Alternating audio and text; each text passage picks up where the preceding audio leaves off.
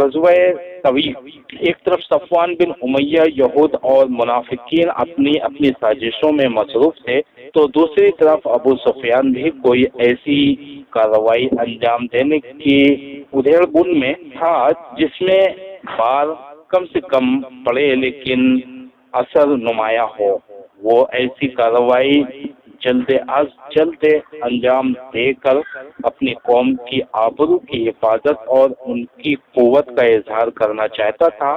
اس نے نظر مان رکھی تھی کہ جنابت کے سبب اس کے سر کو پانی نہ چھو سکے گا یہاں تک کہ محمد سے لڑائی کر لے، چنانچہ وہ اپنی قسم پوری کرنے کے لیے 200 سواروں کو لے کر روانہ ہوا اور وادی قنات کے سرے پر واقع نیب نامی ایک پہاڑی کے دامن میں خیمہ زن ہوا۔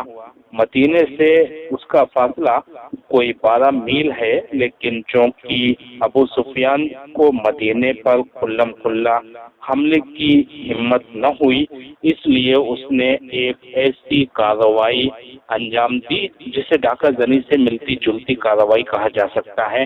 اس کی تفصیل یہ ہے کہ وہ رات کی تاریکی میں اطراف مدینہ کے اندر داخل ہوا اور ہوئی بن اخطب کے پاس جا کر اس کا دروازہ کھلوایا۔ ہوئی نے انجام کے خوف سے انکار کر دیا۔ ابو سفیان پلٹ کر بنو نذیر کے ایک دوسرے سردار سلام بن مشکم کے پاس پہنچا جو بنو نذیر کا خزانچی تھا۔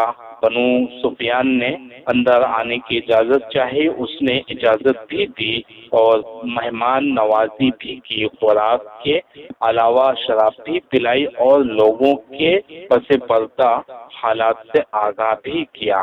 رات کے پچھلے پہر ابو سفیان وہاں سے نکل کر اپنے ساتھیوں میں پہنچا اور ان کا ایک دستہ بھیج کر مدینے کے اطراف میں عریض نامی ایک مقام پر حملہ کرا دیا۔